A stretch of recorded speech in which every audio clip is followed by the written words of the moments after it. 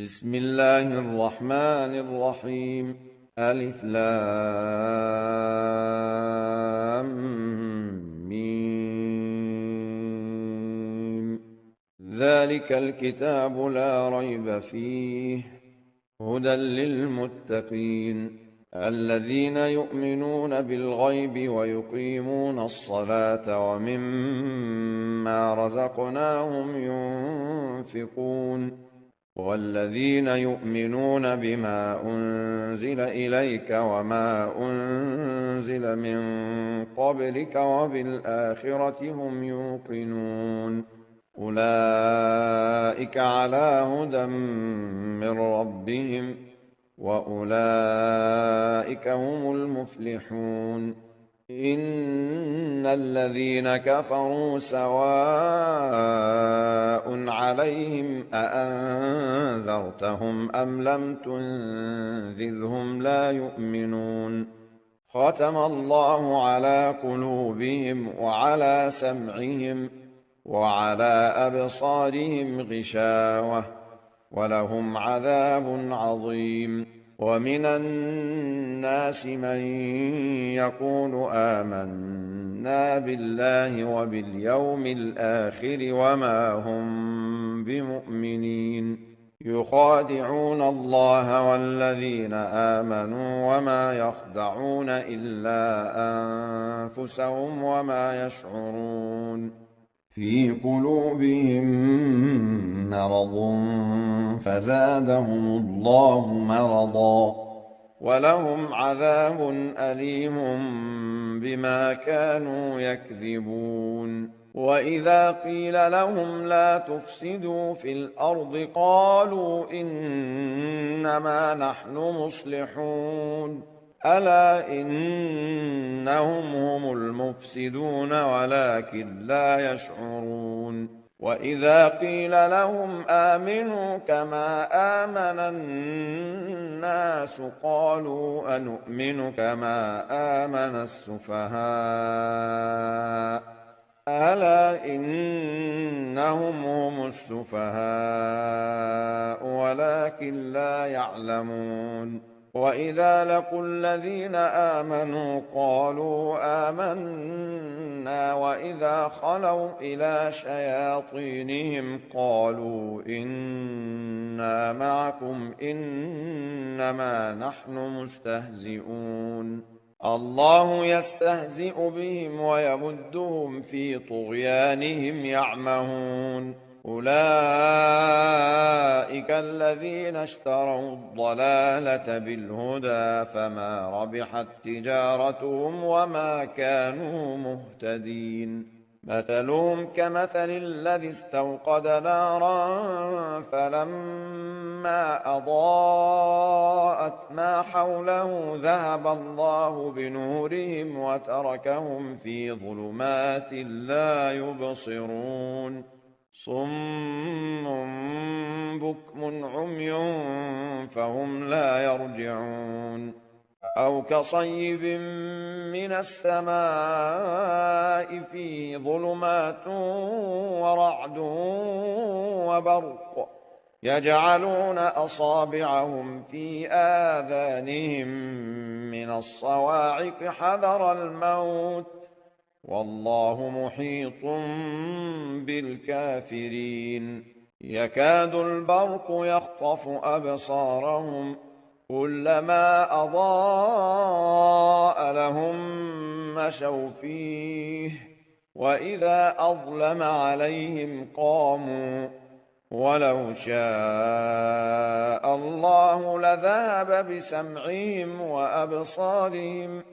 إن الله على كل شيء قدير يا أيها الناس اعبدوا ربكم الذي خلقكم والذين من قبلكم لعلكم تتقون الذي جعل لكم الأرض فراشا والسماء بناء وأنزل من السماء ماء وأنزل من السماء ماء فأخرج به من الثمرات رزقا لكم فلا تجعلوا لله أندادا وأنتم تعلمون. وإن كنتم في ريب مما نزلنا على عبدنا فأتوا بسورة من مثله وادعوا شهداءكم من دون الله إن كنتم صادقين. فإن لم تفعلوا ولن تفعلوا فاتقوا النار التي وقودها الناس والحجارة أعدت للكافرين. وبشر الذين آمنوا وعملوا الصالحات أن لهم جنات تجري من تحتها الأنهار كلما رزقوا منها من ثمرة رزقا قالوا هذا الذي رزقنا من قبل وأتوا به متشابها ولهم فيها أزواج مطهرة وهم فيها خالدون. إن الله لا يستحيي أن يضرب مثلا ما بعوضة فما فوقها فأما الذين آمنوا فيعلمون أنه الحق من ربهم وأما الذين كفروا فيقولون ماذا أراد الله بهذا مثلا يضل به كثيرا ويهدي به كثيرا وما يضل به إلا الفاسقين الذين ينقضون عهد الله من بعد ميثاقه ويقطعون ما أمر الله به أن يوصل ويفسدون في الأرض أولئك هم الخاسرون. كيف تكفرون بالله وكنتم أمواتا فأحياكم ثم يميتكم ثم يحييكم ثم إليه ترجعون. هو الذي خلق لكم ما في الأرض جميعا ثم استوى إلى السماء فسواهن 7 سماوات وهو بكل شيء عليم. وإذ قال ربك للملائكة إني جاعل في الأرض خليفة قالوا أتجعل فيها من يفسد فيها ويسفك الدماء ونحن نسبح بحمدك ونقدس لك قال إني أعلم ما لا تعلمون. وعلم آدم الأسماء كلها ثم عرضهم على الملائكة فقال أنبئوني بأسماء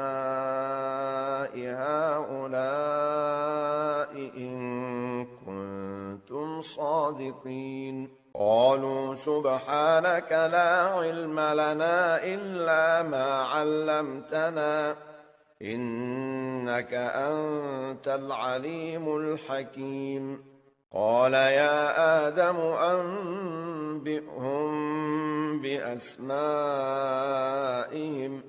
فلما أنبأهم بأسمائهم قال ألم أقل لكم إني أعلم غيب السماوات والأرض وأعلم ما تبدون وما كنتم تكتمون. وإذ قلنا للملائكة اسجدوا لآدم فسجدوا إلا إبليس أبى واستكبر وكان من الكافرين وقلنا يا آدم اسكن أنت وزوجك الجنة وكلا منها رغدا حيث شئتما ولا تقربا هذه الشجرة فتكونا من الظالمين فأزلهما الشيطان عنها فأخرجهما مما كانا فيه وقلنا اهبطوا بعضكم لبعض عدو ولكم في الأرض مستقر ومتاع إلى حين فتلقى آدم من ربه كلمات فتاب عليه إنه هو التواب الرحيم قلنا اهبطوا منها جميعا فإما يأتينكم مني هدى فمن تبع هداي فلا خوف عليهم ولا هم يحزنون والذين كفروا وكذبوا بآياتنا أولئك أصحاب النار هم فيها خالدون يا بني إسرائيل اذكروا نعمتي التي أنعمت عليكم وأوفوا بعهدي أوف بعهدكم وإياي فارهبون وآمنوا بما أنزلت مصدقا لما معكم ولا تكونوا أول كافر به ولا تشتروا بآياتي ثمنا قليلا وإياي فاتقون ولا تلبسوا الحق بالباطل وتكتموا الحق وأنتم تعلمون وأقيموا الصلاة وآتوا الزكاة واركعوا مع الراكعين أتأمرون الناس بالبر وتنسون أنفسكم وأنتم تتلون الكتاب أفلا تعقلون واستعينوا بالصبر والصلاة وإنها لكبيرة إلا على الخاشعين الذين يظنون أنهم ملاقو ربهم وأنهم إليه راجعون يا بني إسرائيل اذكروا نعمتي التي أنعمت عليكم وأني فضلتكم على العالمين واتقوا يوما لا تجزي نفس عن نفس شيئا ولا يقبل منها شفاعة ولا يؤخذ منها عدل ولا هم ينصرون وإذ نجيناكم من آل فرعون يسومونكم سوء العذاب يذبحون أبناءكم ويستحيون نساءكم وفي ذلكم بلاء من ربكم عظيم وإذ فرقنا بكم البحر فأنجيناكم وأغرقنا آل فرعون وأنتم تنظرون وإذ واعدنا موسى 40 ليلة ثم اتخذتم العجل من بعده وأنتم ظالمون ثم عفونا عنكم من بعد ذلك لعلكم تشكرون وإذ آتينا موسى الكتاب والفرقان لعلكم تهتدون وإذ قال موسى لقومه يا قوم إنكم ظلمتم أنفسكم باتخاذكم العجل فتوبوا إلى بارئكم فاقتلوا أنفسكم ذلكم خير لكم عند بارئكم فتاب عليكم إنه هو التواب الرحيم وإذ قلتم يا موسى لن نؤمن لك حتى نرى الله جهرة فأخذتكم الصاعقة وأنتم تنظرون ثم بعثناكم من بعد موتكم لعلكم تشكرون وظللنا عليكم الغمام وأنزلنا عليكم المن والسلوى كلوا من طيبات ما رزقناكم وما ظلمونا ولكن كانوا أنفسهم يظلمون وإذ قلنا ادخلوا هذه القرية فكلوا منها حيث شئتم رغدا وادخلوا الباب سجدا وقولوا حطة نغفر لكم خطاياكم وسنزيد المحسنين فبدل الذين ظلموا قولا غير الذي قيل لهم فأنزلنا على الذين ظلموا رجزا من السماء بما كانوا يفسقون وإذ استسقى موسى لقومه فقلنا اضرب بعصاك الحجر فانفجرت منه 12 عينا قد علم كل أناس مشربهم كلوا واشربوا من رزق الله ولا تعثوا في الأرض مفسدين وإذ قلتم يا موسى لن نصبر على طعام واحد فادع لنا ربك يخرج لنا مما تنبت الأرض من بقلها وقثائها وفومها وعدسها وبصلها قال أتستبدلون الذي هو أدنى بالذي هو خير اهبطوا مصرا فإن لكم ما سألتم وضربت عليهم الذلة والمسكنة وباءوا بغضب من الله ذلك بأنهم كانوا يكفرون بآيات الله ويقتلون النبيين بغير الحق ذلك بما عصوا وكانوا يعتدون إن الذين آمنوا والذين هادوا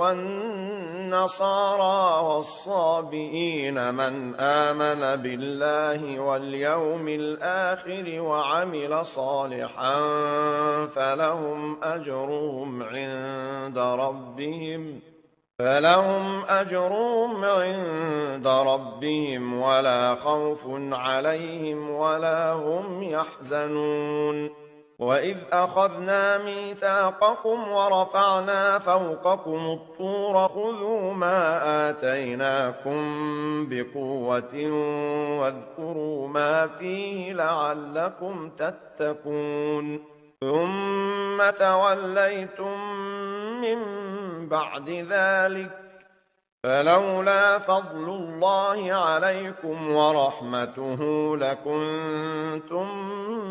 من الخاسرين ولقد علمتم الذين اعتدوا منكم في السبت فقلنا لهم كونوا قردة خاسئين فجعلناها نكالا لما بين يديها وما خلفها وموعظة للمتقين وإذ قال موسى لقومه إن الله يأمركم أن تذبحوا بقرة قالوا أتتخذنا هزوا قال أعوذ بالله أن أكون من الجاهلين قالوا ادع لنا ربك يبين لنا ما هي قال إنه يقول إنها بقرة لا فارض ولا بكر عوان بين ذلك فافعلوا ما تؤمرون قالوا ادع لنا ربك يبين لنا ما لونها قال إنه يقول إنها بقرة صفراء فاقع لونها تسر الناظرين قالوا ادع لنا ربك يبين لنا ما هي إن البقرة شابه علينا وإنا إن شاء الله لمهتدون قال إنه يقول إنها بقرة لا ذلول تثير الأرض ولا تسقي الحرث مسلمة لا شية فيها قالوا الآن جئت بالحق فذبحوها وما كادوا يفعلون وإذ قتلتم نفسا فادارأتم فيها والله مخرج ما كنتم تكتمون فقلنا اضربوه ببعضها كذلك يحيي الله الموتى ويريكم آياته لعلكم تعقلون ثم قست قلوبكم من بعد ذلك فهي كالحجارة أو أشد قسوة وإن من الحجارة لما يتفجر منه الأنهار وإن منها لما يشقق فيخرج منه الماء وإن منها لما يهبط من خشية الله وما الله بغافل عما تعملون أفتطمعون أن يؤمنوا لكم وقد كان فريق منهم يسمعون كلام الله ثم يحرفونه من بعد ما عقلوه وهم يعلمون وإذا لقوا الذين آمنوا قالوا آمنا وإذا خلا بعضهم إلى بعض قالوا أتحدثونهم بما فتح الله عليكم ليحاجوكم به عند ربكم أفلا تعقلون أولا يعلمون أن الله يعلم ما يسرون وما يعلنون ومنهم أميون لا يعلمون الكتاب إلا أماني وإن هم إلا يظنون فويل للذين يكتبون الكتاب بأيديهم ثم يقولون هذا من عند الله ليشتروا به ثمنا قليلا فويل لهم مما كتبت أيديهم وويل لهم مما يكسبون وقالوا لن تمسنا النار إلا أياما معدودة قل أتخذتم عند الله عهدا فلن يخلف الله عهده أم تقولون على الله ما لا تعلمون بلى من كسب سيئة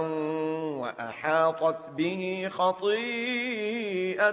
فأولئك أصحاب النار هم فيها خالدون والذين آمنوا وعملوا الصالحات أولئك أصحاب الجنة هم فيها خالدون وإذ أخذنا ميثاق بني إسرائيل لا تعبدون إلا الله وبالوالدين إحسانا وذي القربى واليتامى والمساكين وقولوا للناس حسنا وأقيموا الصلاة وآتوا الزكاة ثم توليتم إلا قليلا منكم وأنتم معرضون وإذ أخذنا ميثاقكم لا تسفكون دماءكم ولا تخرجون أنفسكم من دياركم ثم أقررتم وأنتم تشهدون ثم أنتم هؤلاء تقتلون أنفسكم وتخرجون فريقا منكم من ديارهم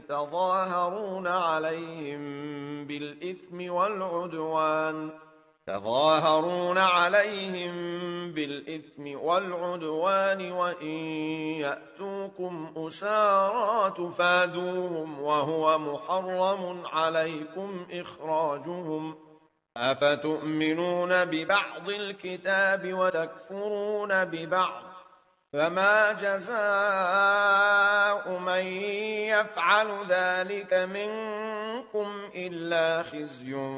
في الحياة الدنيا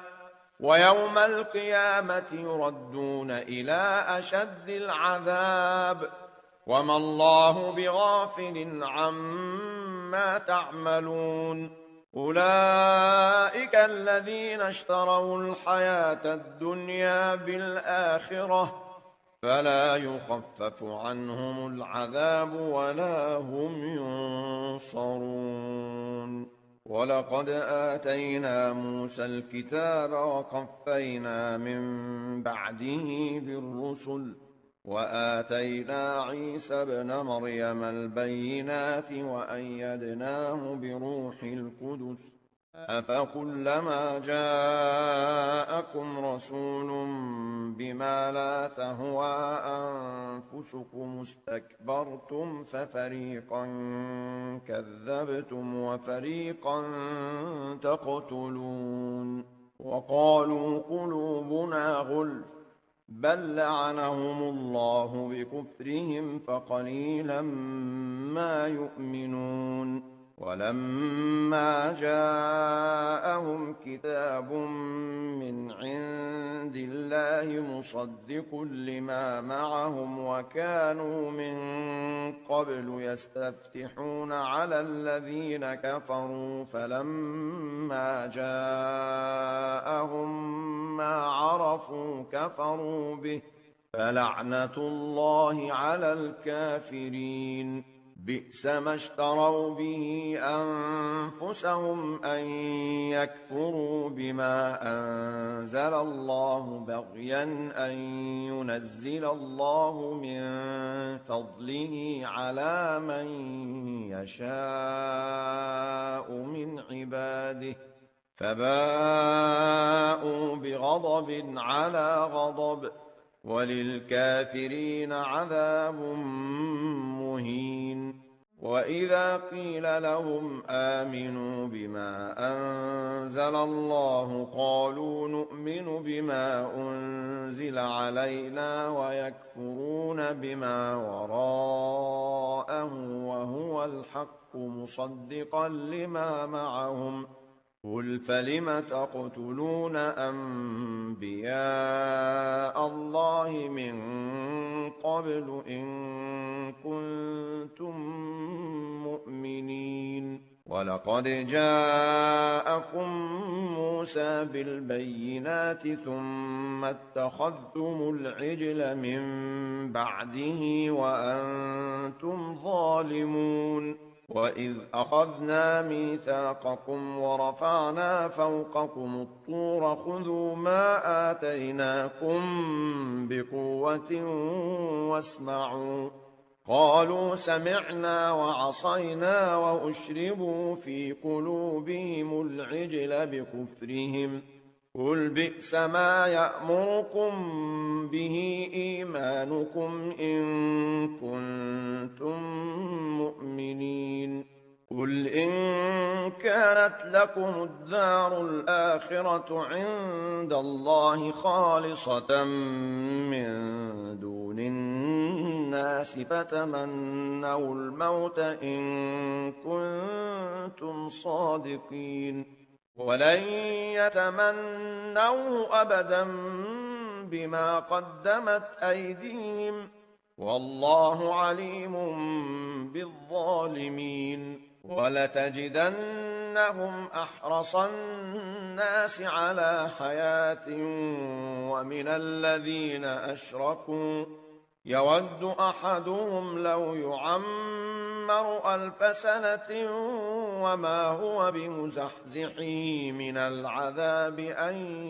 يعمر والله بصير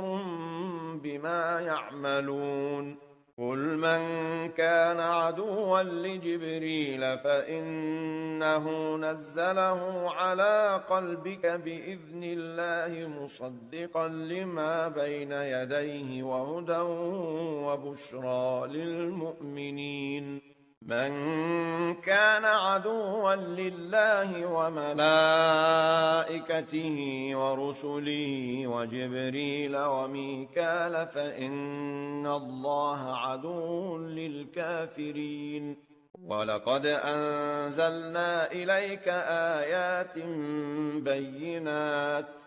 وما يكفر بها إلا الفاسقون أوكلما عاهدوا عهدا نبذه فريق منهم بل أكثرهم لا يؤمنون ولما جاءهم رسول من عند الله مصدق لما معهم نبذ فريق من الذين أوتوا الكتاب كتاب الله وراء ظهورهم كأنهم لا يعلمون واتبعوا ما تتلو الشياطين على ملك سليمان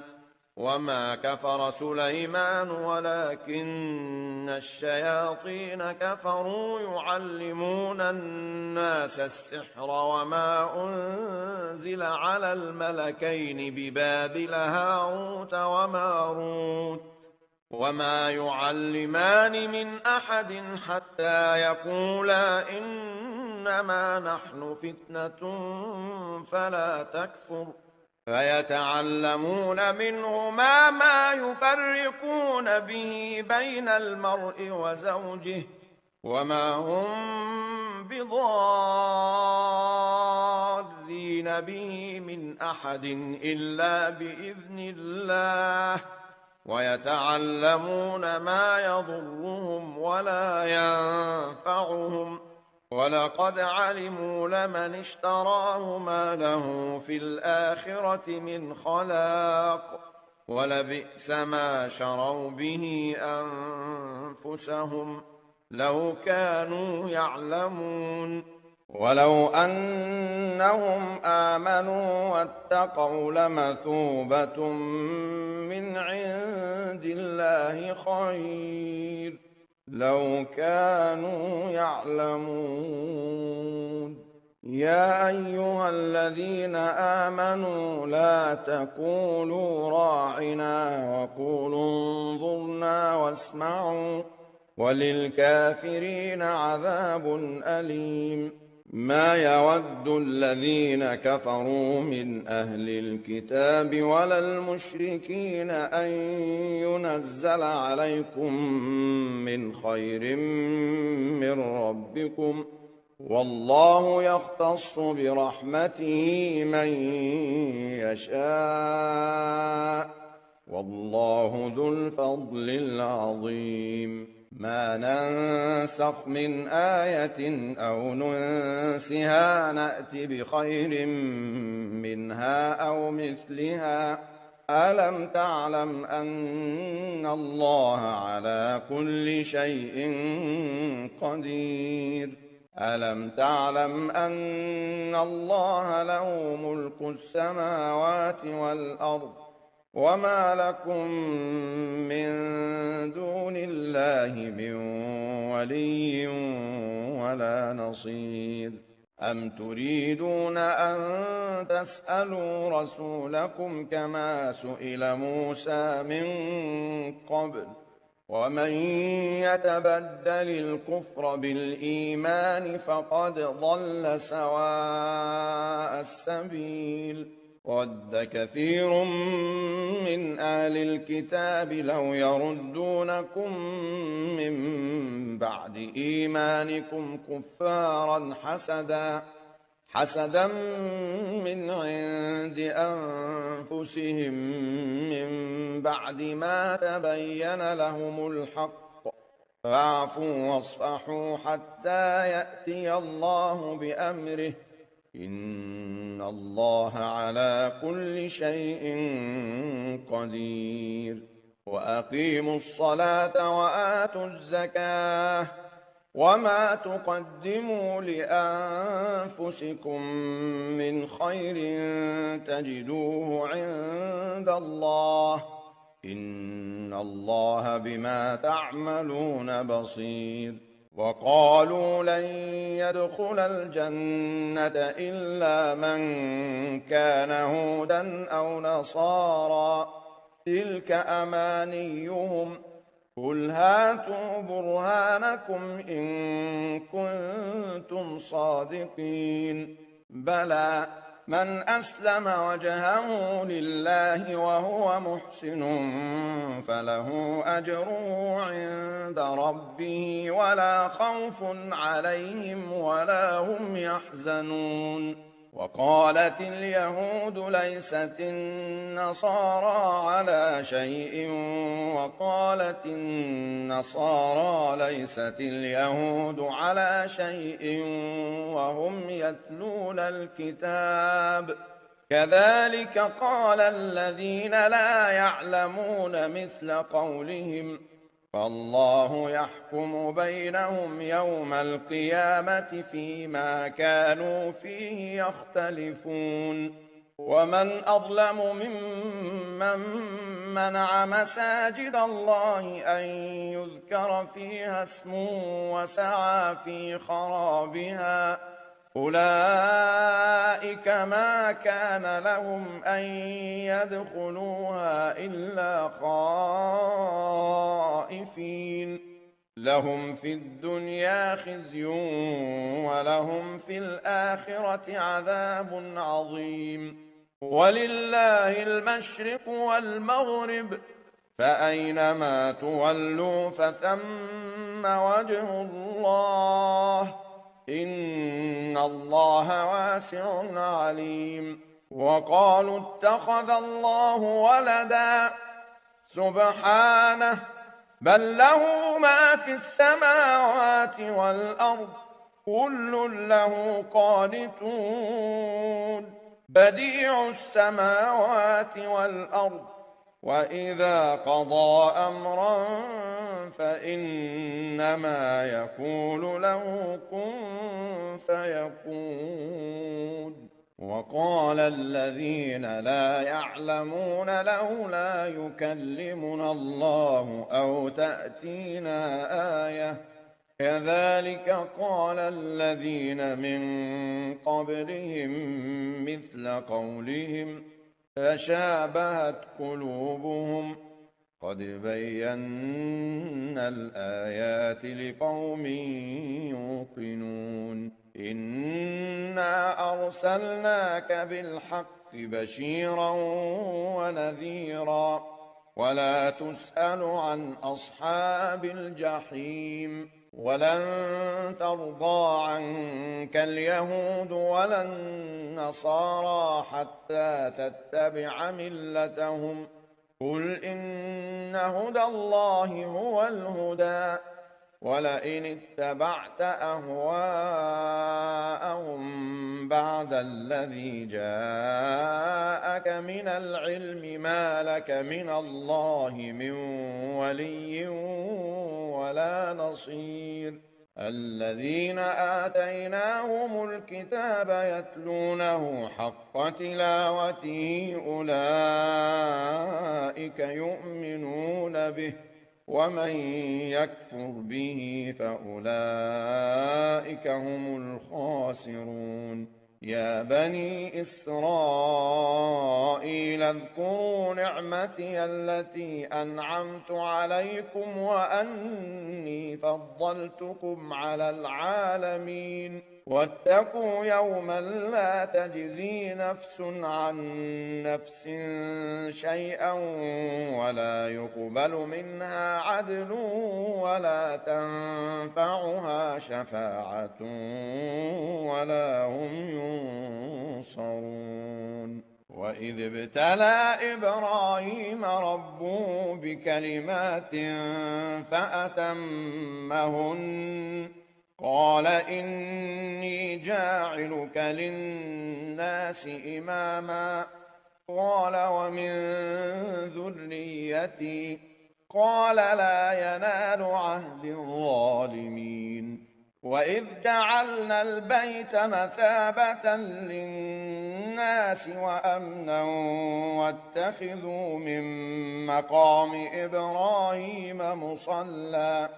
وعهدنا إلى إبراهيم وإسماعيل أن طهرا بيتي للطائفين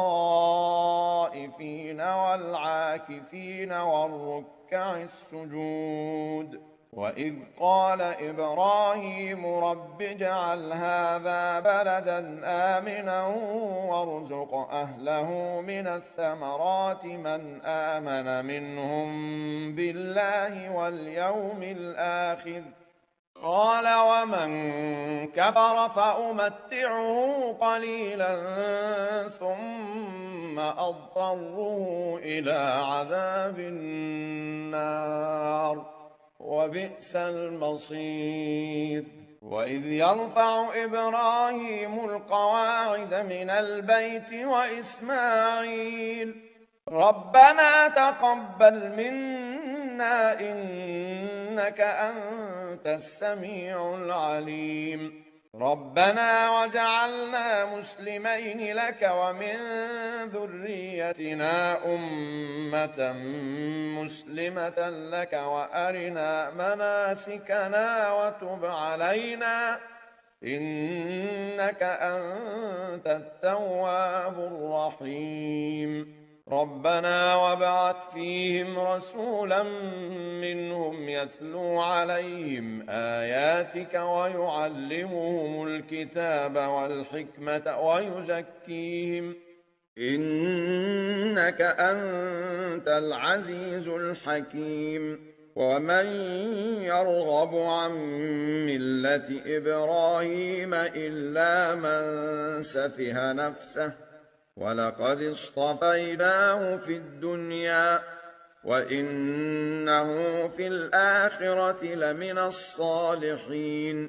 إذ قال له ربه أسلم قال أسلمت لرب العالمين ووصى بها إبراهيم بنيه ويعقوب يا بني إن الله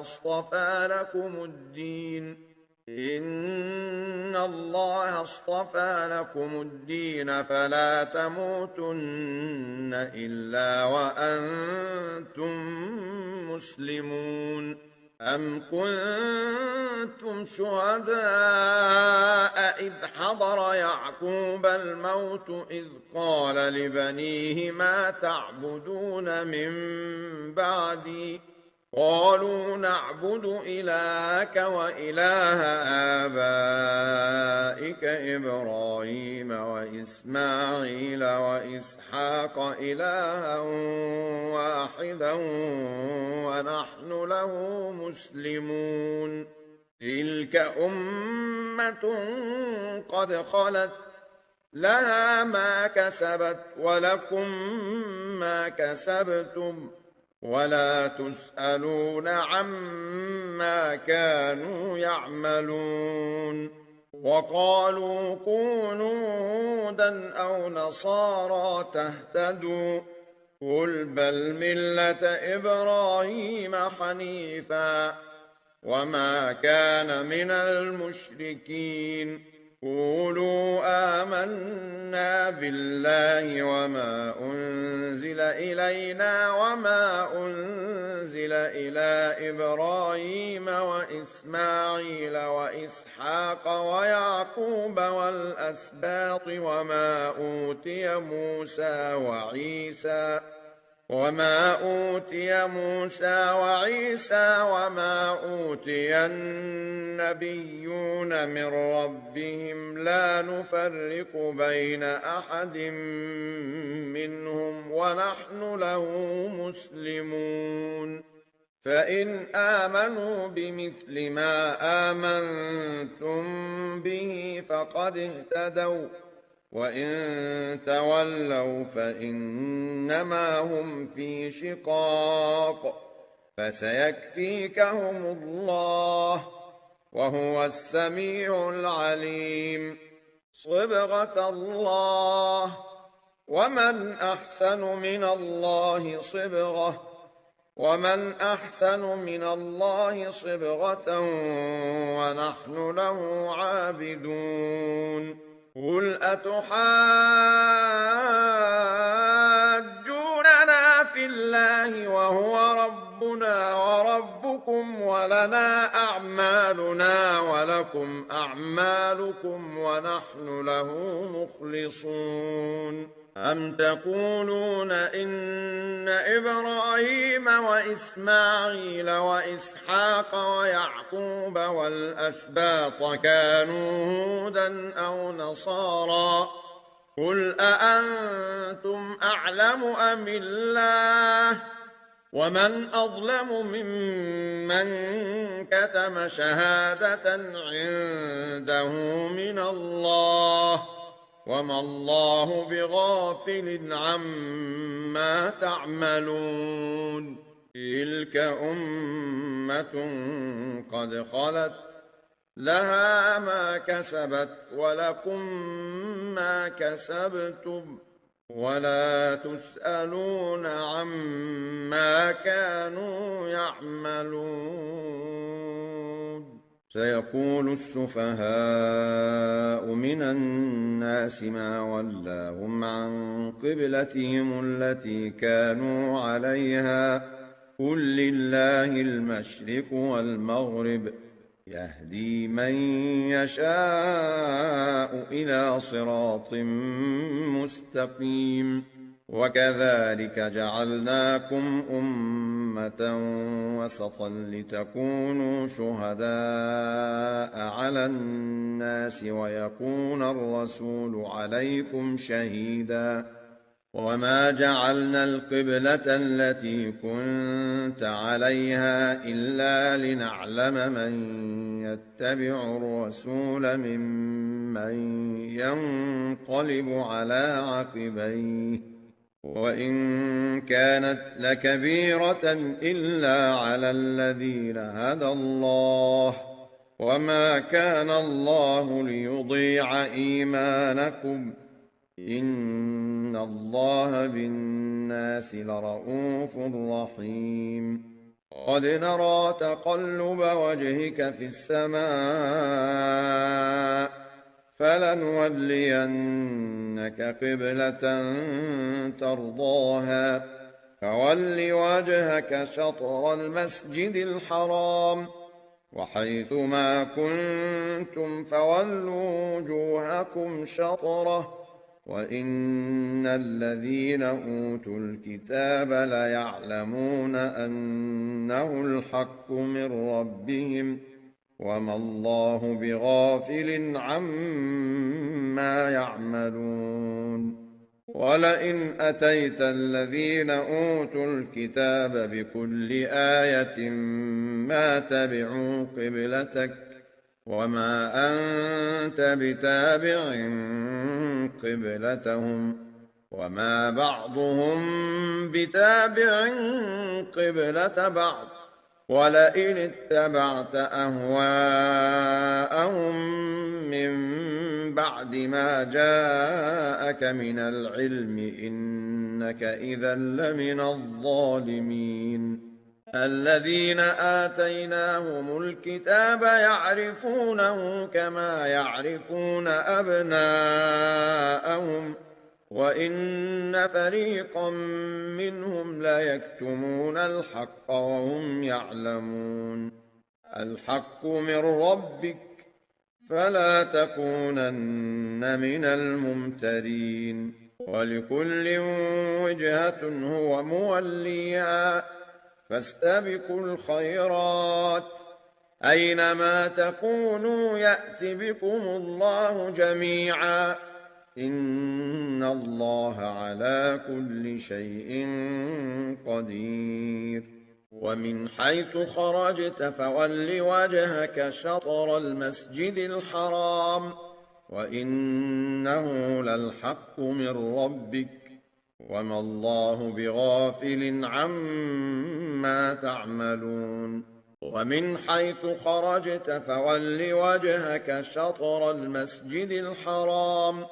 وحيث ما كنتم فولوا وجوهكم شطره لئلا يكون للناس عليكم حجة إلا الذين ظلموا منهم فلا تخشوهم واخشوني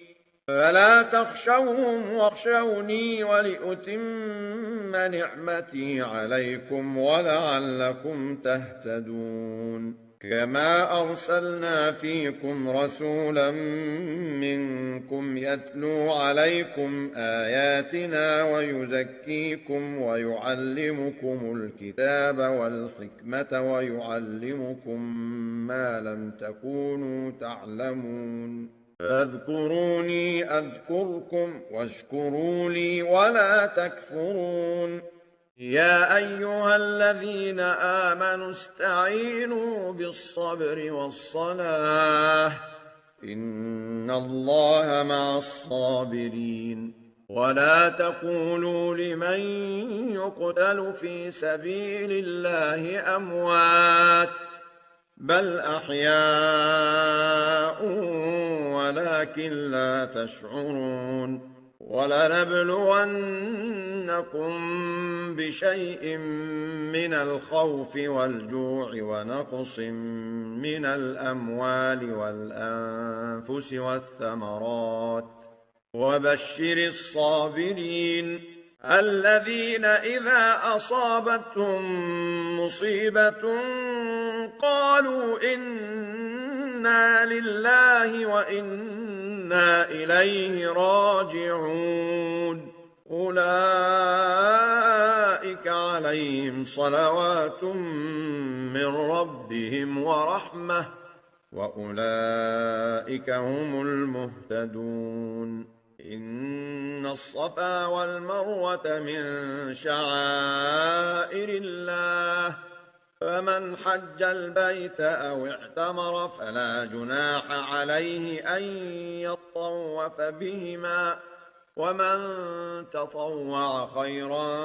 فإن الله شاكر عليم إن الذين يكتمون ما أنزلنا من البينات والهدى من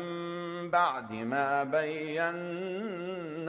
للناس في الكتاب أولئك يلعنهم الله ويلعنهم اللاعنون إلا الذين تابوا وأصلحوا وبينوا فأولئك أتوب عليهم وأنا التواب الرحيم إن الذين كفروا وماتوا وهم كفار أولئك عليهم لعنة الله والملائكة والناس أجمعين خالدين فيها لا يخفف عنهم العذاب ولا هم ينظرون وإلهكم إله واحد لا إله إلا هو الرحمن الرحيم إن في خلق السماوات والأرض واختلاف الليل والنهار والفلك التي تجري في البحر بما ينفع الناس وما أنزل الله من السماء من ماء فأحيا به الأرض بعد موتها وبث فيها من كل دابة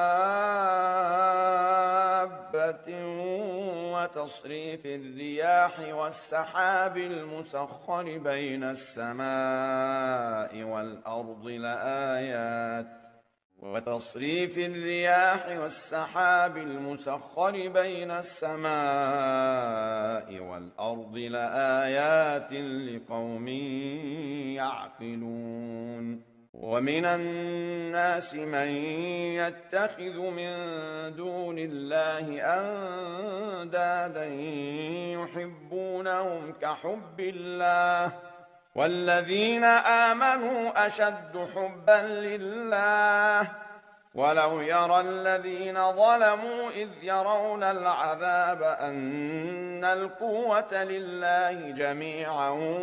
وأن الله شديد العذاب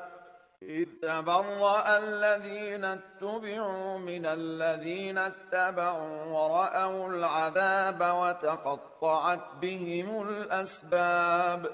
وقال الذين اتبعوا لو أن لنا كرة فنتبرأ منهم كما تبرؤوا منا كذلك يريهم الله أعمالهم حسرات عليهم وما هم بخارجين من النار يا أيها الناس كلوا مما في الأرض حلالا طيبا ولا تتبعوا خطوات الشيطان إنه لكم عدو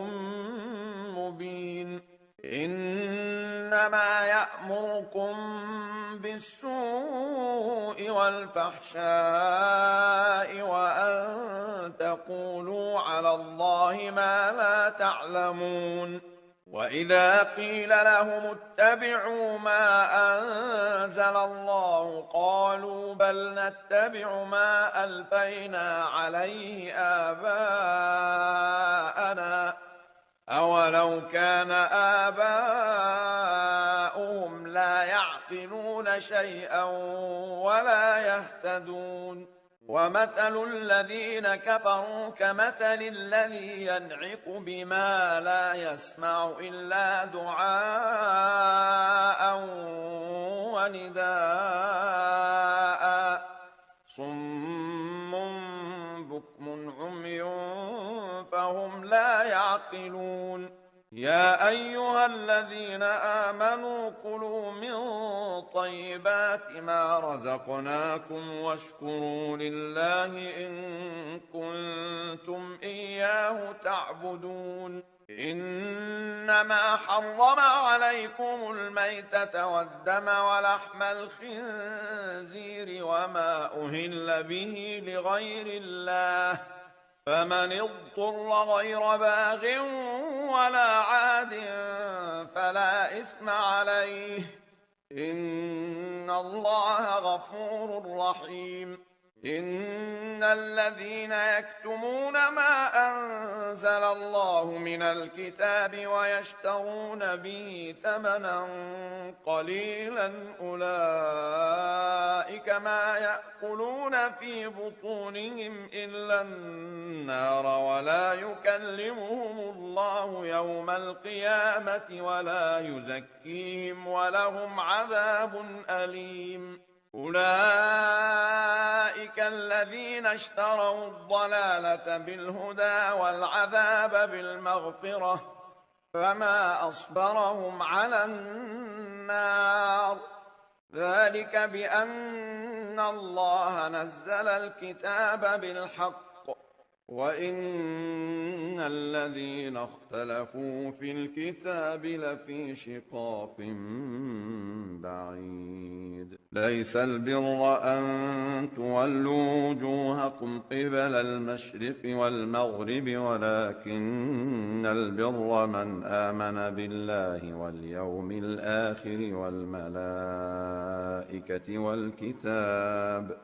والملائكة والكتاب والنبيين وآتى المال على حبه ذوي القربى واليتامى والمساكين وابن السبيل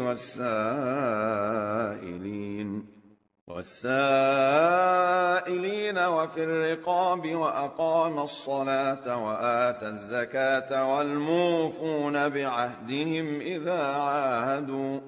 والصابرين في البأساء والضراء وحين البأس أولئك الذين صدقوا وأولئك هم المتقون يا أيها الذين آمنوا كتب عليكم القصاص في القتلى الحر بالحر والعبد بالعبد والأنثى بالأنثى فمن عفي له من أخيه شيء فاتباع بالمعروف وأداء إليه بإحسان ذلك تخفيف من ربكم ورحمة فمن اعتدى بعد ذلك فله عذاب أليم ولكم في القصاص حياة يا أولي الألباب لعلكم تتقون كتب عليكم إذا حضر أحدكم الموت إن ترك خيرا الوصية للوالدين والأقربين بالمعروف حقا على المتقين فمن بدله بعدما سمعه فإنما إثمه على الذين يبدلونه إن الله سميع عليم فمن خاف من موص جنفا أو إثما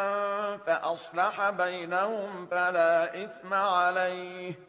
إن الله غفور رحيم يا أيها الذين آمنوا كتب عليكم الصيام كما كتب على الذين من قبلكم لعلكم تتقون أياما معدودات فمن كان منكم مريضا أو على سفر فعدة من أيام أخر وعلى الذين يطيقونه فدية طعام مسكين فمن تطوع خيرا فهو خير له وأن تصوموا خير لكم إن كنتم تعلمون شهر رمضان الذي أنزل فيه القرآن هدى للناس وبينات من الهدى والفرقان فمن شهد منكم الشهر فليصمه ومن كان مريضا أو على سفر فعدة من أيام أخر يريد الله بكم اليسر ولا يريد بكم العسر ولتكملوا العدة ولتكبروا الله على ما هداكم ولعلكم تشكرون وإذا سألك عبادي عني فإني قريب أجيب دعوة الداع إذا دعان فليستجيبوا لي وليؤمنوا بي لعلهم يرشدون أحل لكم ليلة الصيام الرفث إلى نسائكم هن لباس لكم وأنتم لباس لهن علم الله أنكم كنتم تختانون أنفسكم فتاب عليكم وعفى عنكم فالآن باشروهن وابتغوا ما كتب الله لكم وكلوا واشربوا حتى يتبين لكم الخيط الأبيض من الخيط الأسود من الفجر ثم أتموا الصيام إلى الليل ولا تباشروهن وأنتم عاكفون في المساجد تلك حدود الله فلا تقربوها كذلك يبين الله آياته للناس لعلهم يتقون ولا تأكلوا أموالكم بينكم بالباطل وتدلوا بها إلى الحكام لتأكلوا فريقا من أموال الناس بالإثم وأنتم تعلمون يسألونك عن الأهلة قل هي مواقيت للناس والحج وليس البر بأن تأتوا البيوت من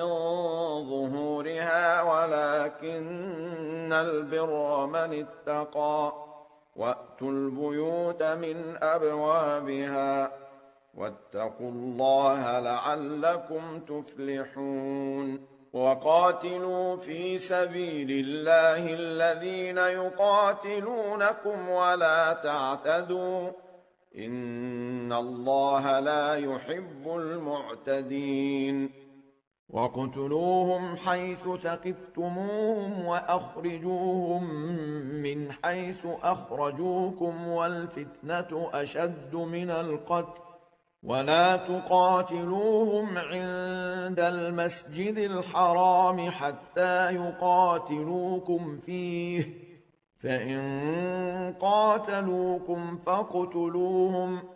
كذلك جزاء الكافرين فإن انتهوا فإن الله غفور رحيم وقاتلوهم حتى لا تكون فتنة ويكون الدين لله فإن انتهوا فلا عدوان إلا على الظالمين الشهر الحرام بالشهر الحرام والحرمات قصاص فمن اعتدى عليكم فاعتدوا عليه بمثل ما اعتدى عليكم واتقوا الله واعلموا أن الله مع المتقين وأنفقوا في سبيل الله ولا تلقوا بأيديكم إلى التهلكة وأحسنوا إن الله يحب المحسنين وأتموا الحج والعمرة لله فإن أحصرتم فما استيسر من الهدي ولا تحلقوا رؤوسكم حتى يبلغ الهدي محله فمن كان منكم مريضا أو به أذى من رأسه ففدية من صيام أو صدقة أو نسك فإذا أمنتم فمن تمتع بالعمرة إلى الحج فما استيسر من الهدي فمن لم يجد فصيام 3 أيام في الحج و7 إذا رجعتم تلك 10 كاملة ذلك لمن لم يكن أهله حاضر المسجد الحرام واتقوا الله واعلموا أن الله شديد العقاب الحج أشهر معلومات فمن فرض فيهن الحج فلا رفث ولا فسوق ولا جدال في الحج، وما تفعلوا من خير يعلمه الله، وتزودوا فإن خير الزاد التقوى، واتقون يا أولي الألباب. ليس عليكم جناح أن تبتغوا فضلا من ربكم، فإذا أفضتم من عرفات فاذكروا الله عند المشعر الحرام واذكروه كما هداكم وإن كنتم من قبله لمن الضالين.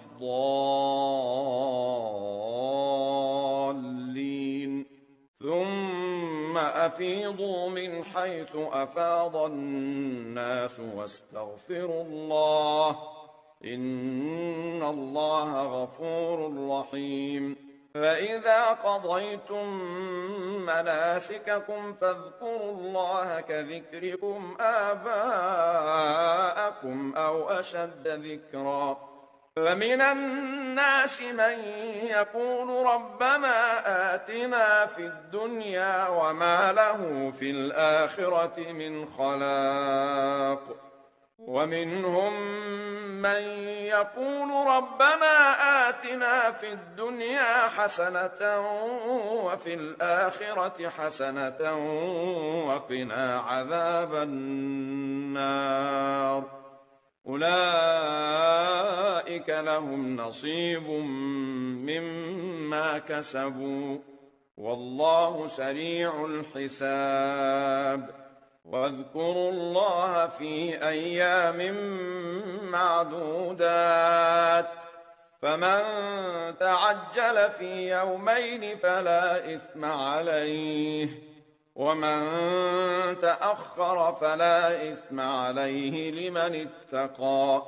واتقوا الله واعلموا أنكم إليه تحشرون. ومن الناس من يعجبك قوله في الحياة الدنيا ويشهد الله على ما في قلبه وهو ألد الخصام، وإذا تولى سعى في الأرض ليفسد فيها ويهلك الحرث والنسل، والله لا يحب الفساد. وإذا قيل له اتق الله أخذته العزة بالإثم فحسبه جهنم ولبئس المهاد. ومن الناس من يشري نفسه ابتغاء مرضات الله، والله رؤوف بالعباد. يا أيها الذين آمنوا ادخلوا في السلم كافة ولا تتبعوا خطوات الشيطان، إنه لكم عدو مبين. فإن زللتم من بعد ما جاءتكم البينات فاعلموا أن الله عزيز حكيم. هل ينظرون إلا أن يأتيهم الله في ظلل من الغمام والملائكة وقضي الأمر وإلى الله ترجع الأمور. سل بني إسرائيل كم آتيناهم من آية بينة، ومن يبدل نعمة الله من بعد ما جاءته فإن الله شديد العقاب. زين للذين كفروا الحياة الدنيا ويسخرون من الذين آمنوا، والذين اتقوا فوقهم يوم القيامة والله يرزق من يشاء بغير حساب. كان الناس أمة واحدة فبعث الله النبيين مبشرين ومنذرين وأنزل معهم الكتاب بالحق ليحكم بين الناس فيما اختلفوا فيه، وما اختلف فيه إلا الذين أوتوه من بعد ما جاءتهم البينات بغيا بينهم، فهدى الله الذين آمنوا لما اختلفوا فيه من الحق بإذنه، والله يهدي من يشاء إلى صراط مستقيم. أم حسبتم أن تدخلوا الجنة ولما يأتكم مثل الذين خلوا من قبلكم مستهم البأساء والضراء وزلزلوا حتى يقول الرسول والذين آمنوا معه متى نصر الله، ألا إن نصر الله قريب. يسألونك ماذا ينفقون قل ما أنفقتم من خير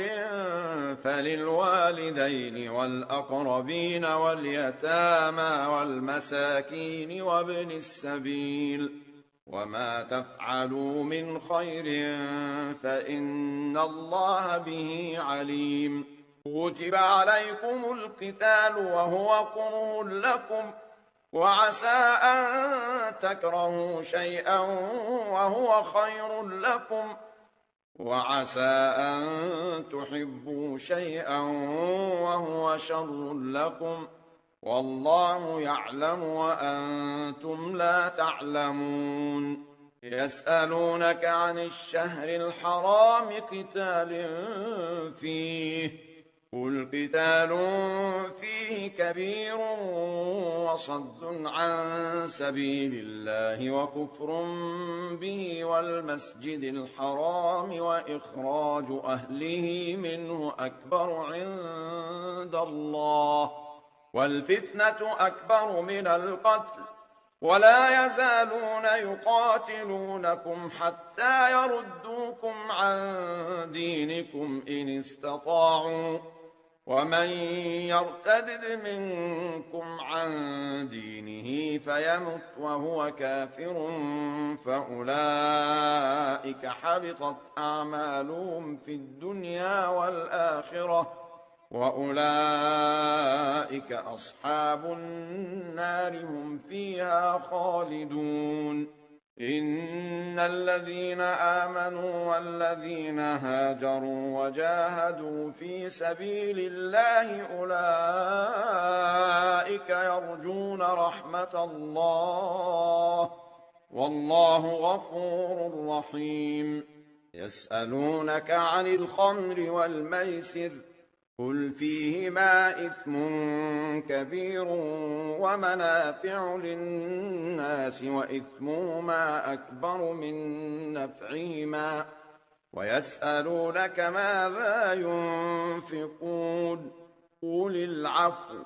كذلك يبين الله لكم الآيات لعلكم تتفكرون. كذلك يبين الله لكم الآيات لعلكم تتفكرون في الدنيا والآخرة.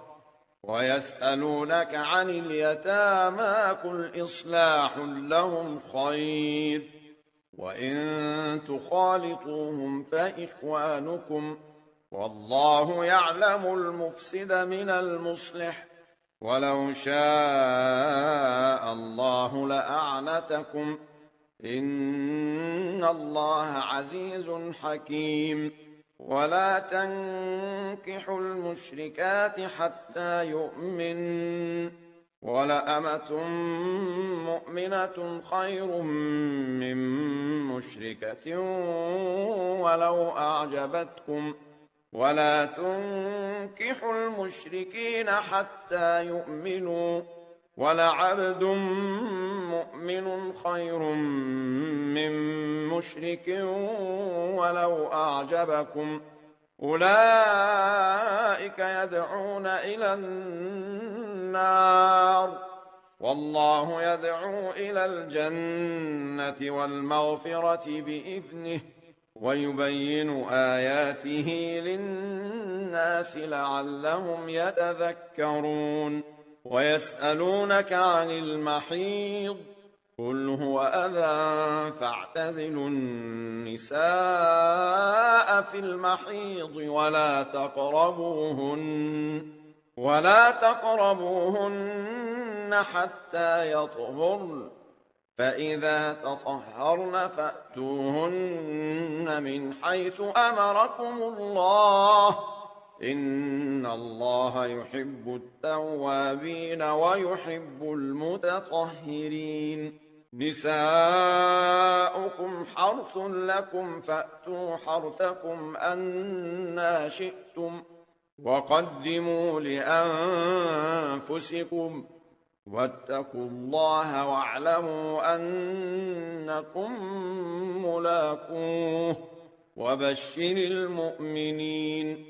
ولا تجعلوا الله عرضة لأيمانكم أن تبروا وتتقوا وتصلحوا بين الناس والله سميع عليم لا يؤاخذكم الله باللغو في أيمانكم ولكن يؤاخذكم بما كسبت قلوبكم والله غفور حليم للذين يؤلون من نسائهم تربص 4 أشهر فإن فاءوا فإن الله غفور رحيم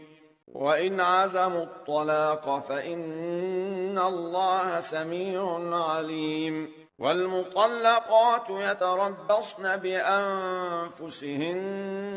3 قروء ولا يحل لهن أن يكتمن ما خلق الله في أرحامهن إن كن يؤمن بالله واليوم الآخر وبعولتهن أحق بردهن في ذلك إن أرادوا إصلاحا ولهن مثل الذي عليهن بالمعروف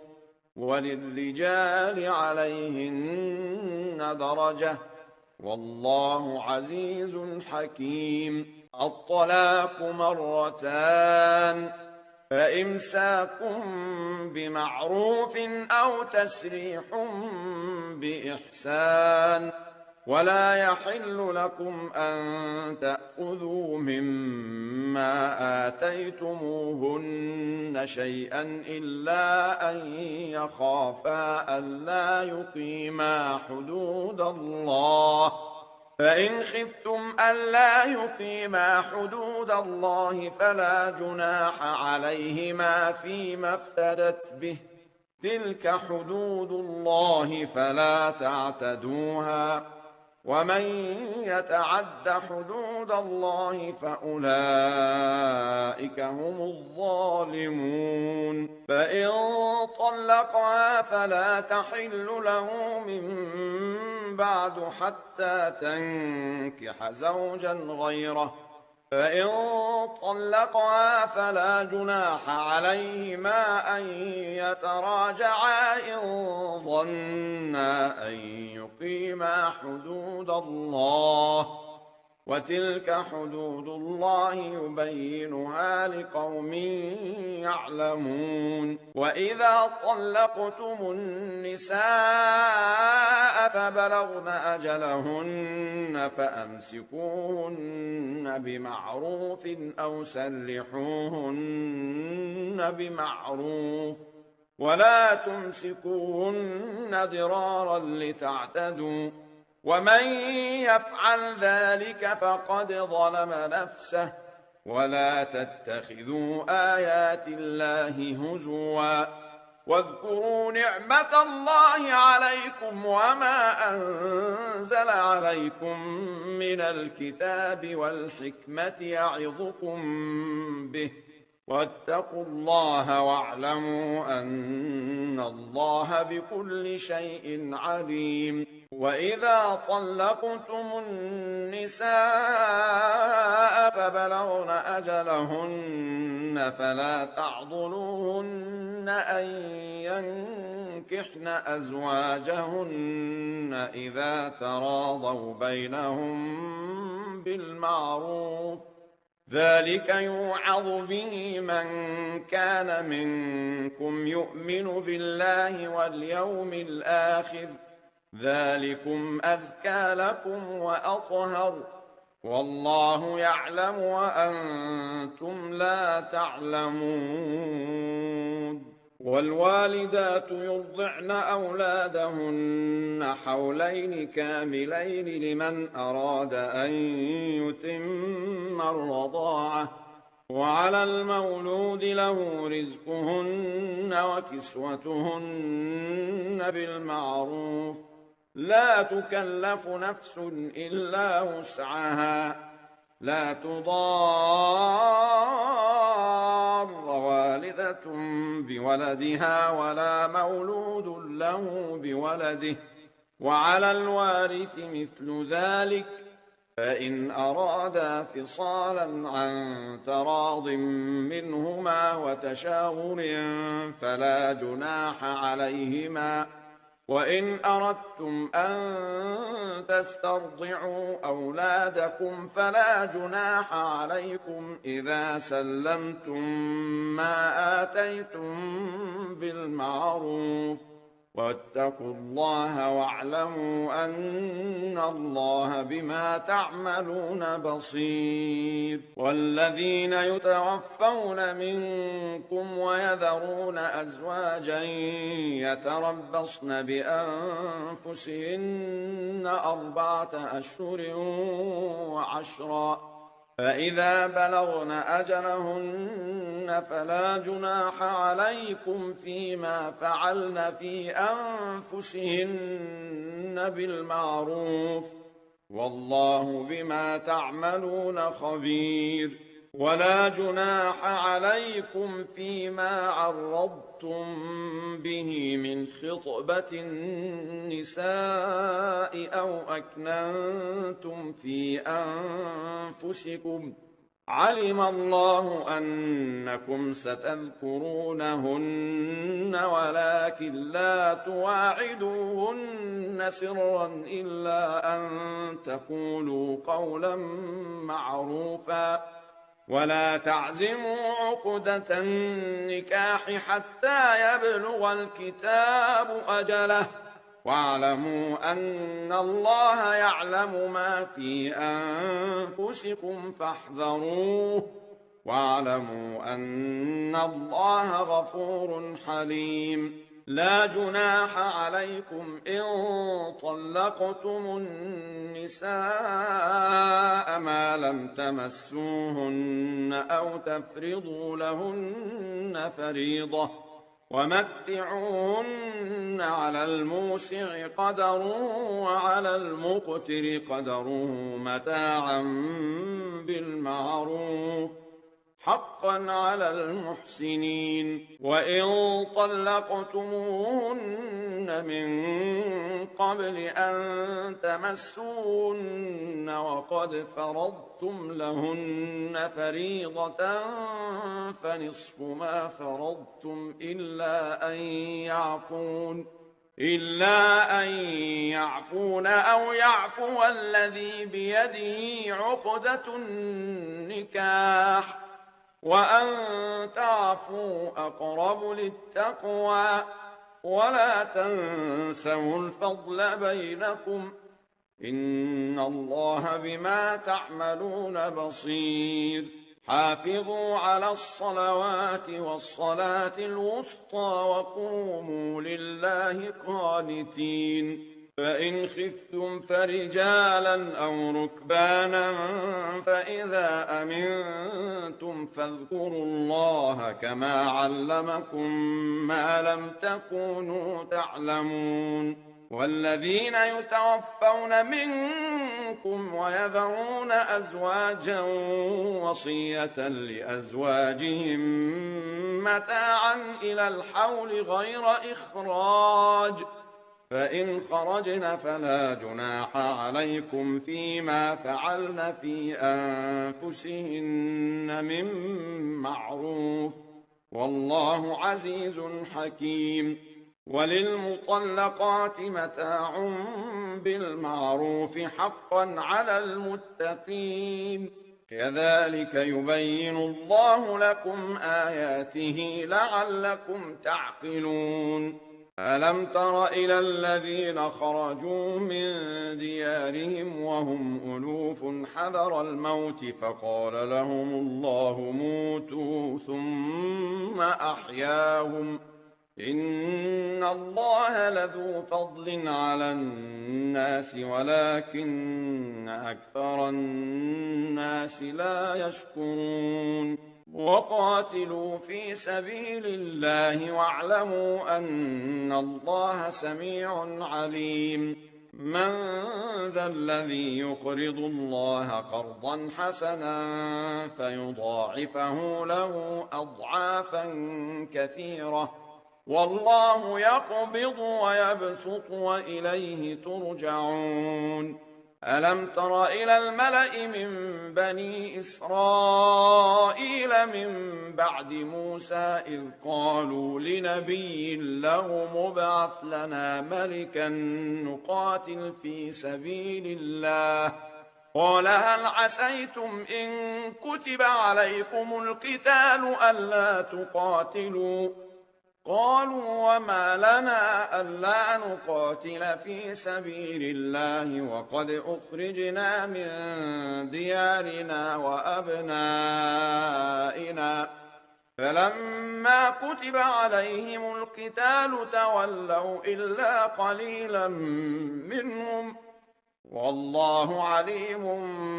بالظالمين وقال لهم نبيهم إن الله قد بعث لكم طالوت ملكا قالوا أنى يكون له الملك علينا ونحن أحق بالملك منه ولم يؤت سعة من المال قال إن الله اصطفاه عليكم وزاده بسطة في العلم والجسم والله يؤتي ملكه من يشاء والله واسع عليم وقال لهم نبيهم إن آية ملكه أن يأتيكم التابوت فيه سكينة من ربكم وبقية مما ترك آل موسى وآل هارون تحمله الملائكة إن في ذلك لآية لكم إن كنتم مؤمنين فلما فصل طالوت بالجنود قال إن الله مبتليكم بنهر فمن شرب منه فليس مني ومن لم يطعمه فإنه مني إلا من اغترف غرفة بيده فشربوا منه إلا قليلا منهم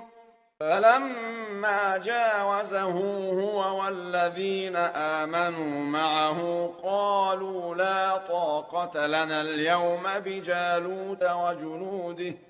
قال الذين يظنون أنهم ملاقو الله كم من فئة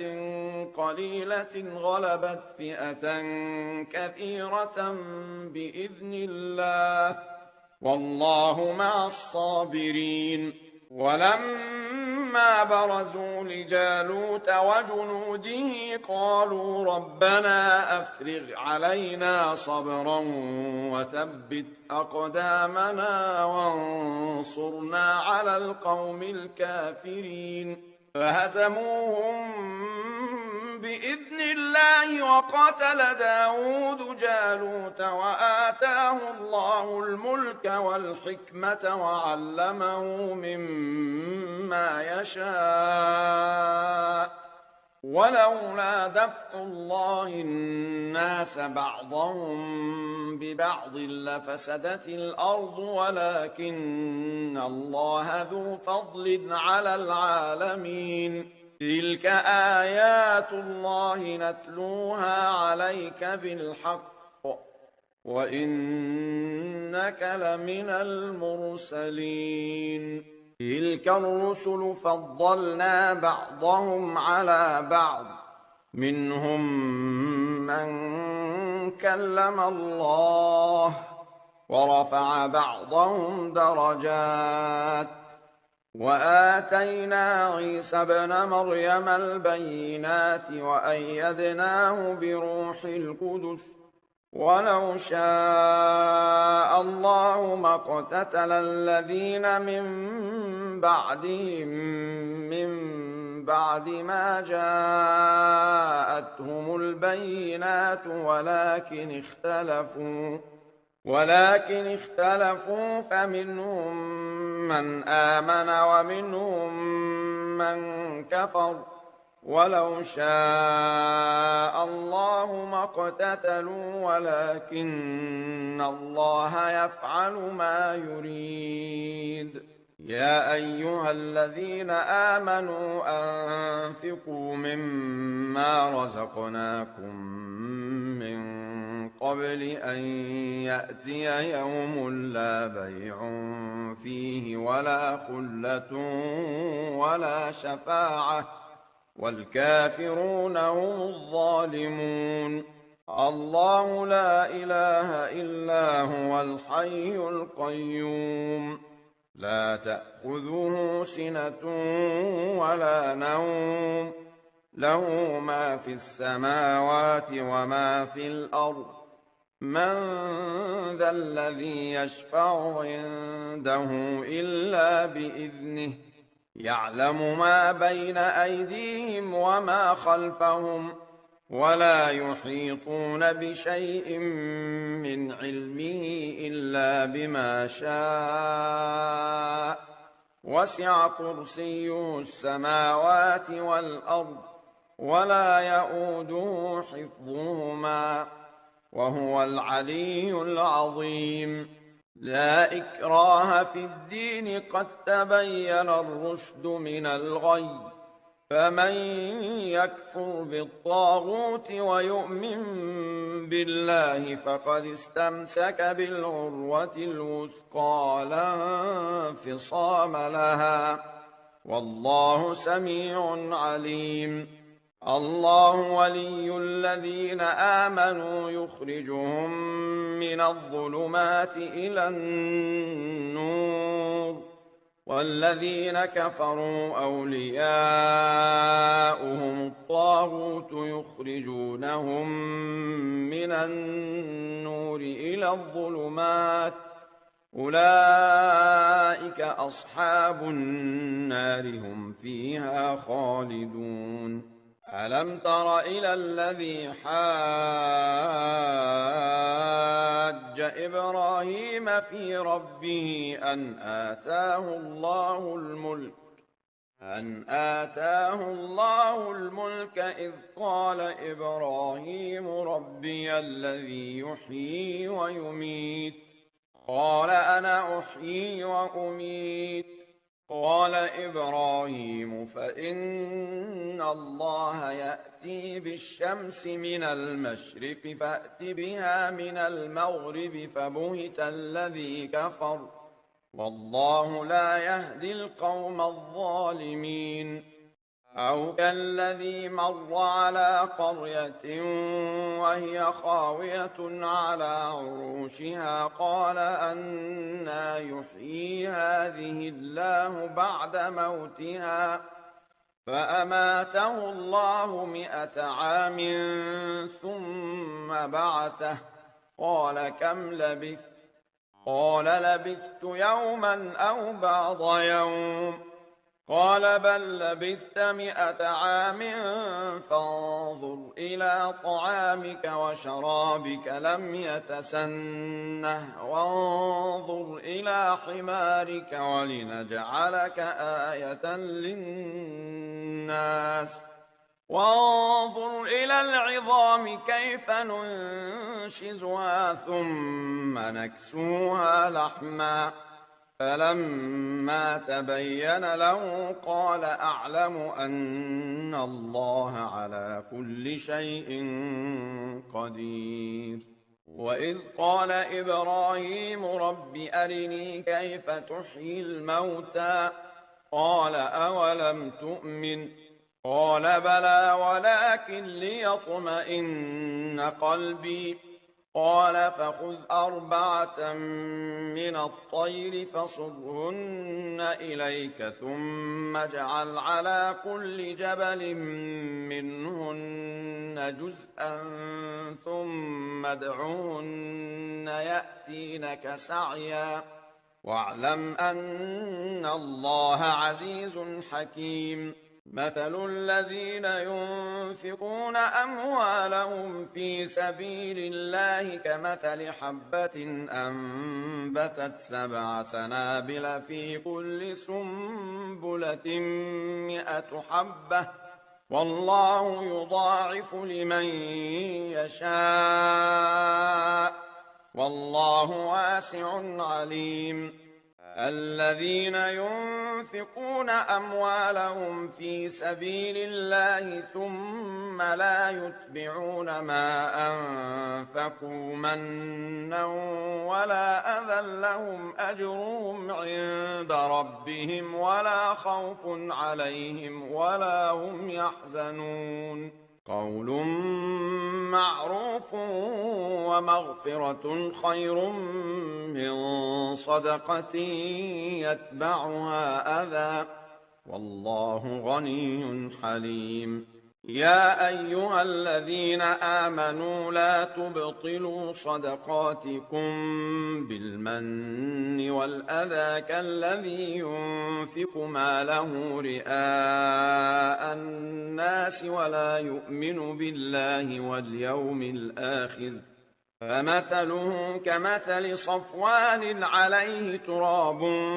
فأصابه وابل فتركه صلدا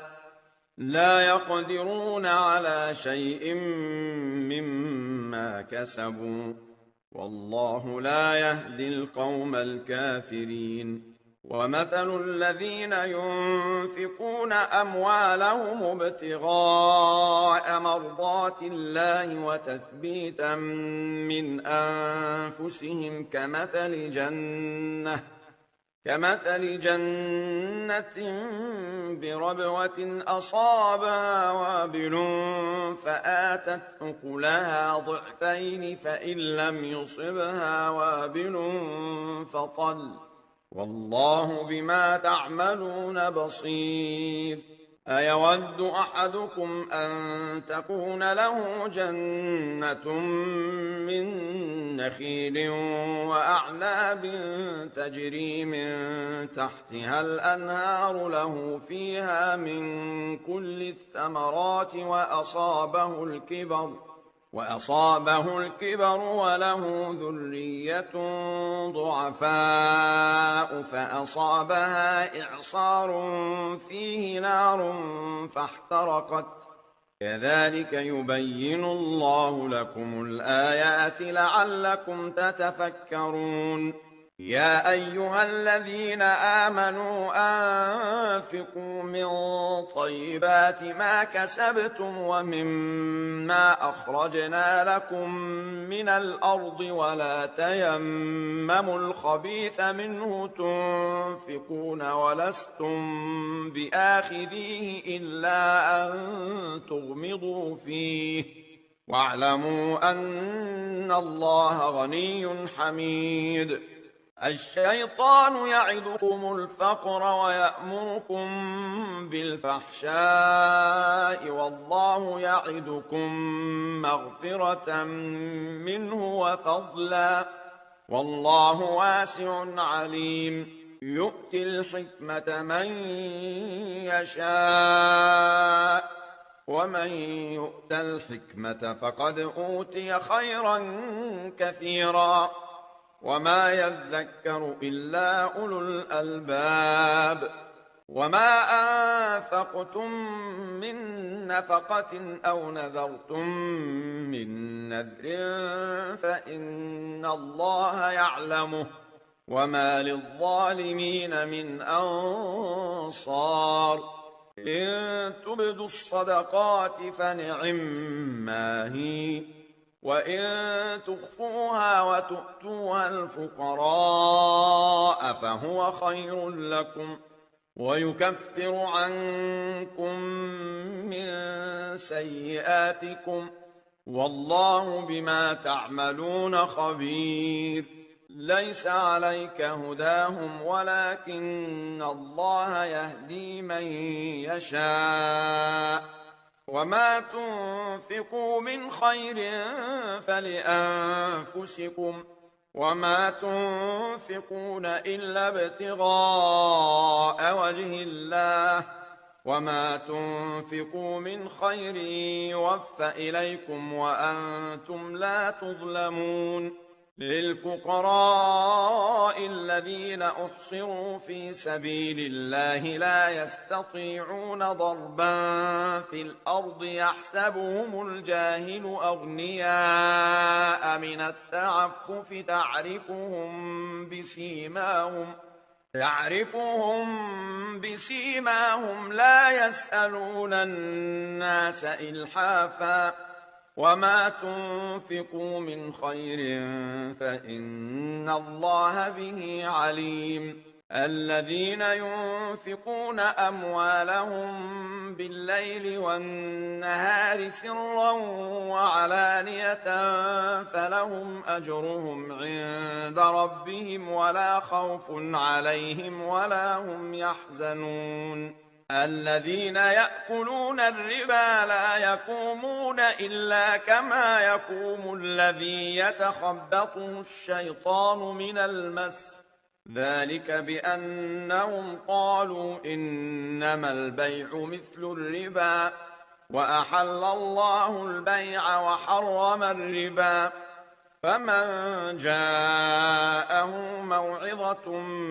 من ربه فانتهى فله ما سلف وأمره إلى الله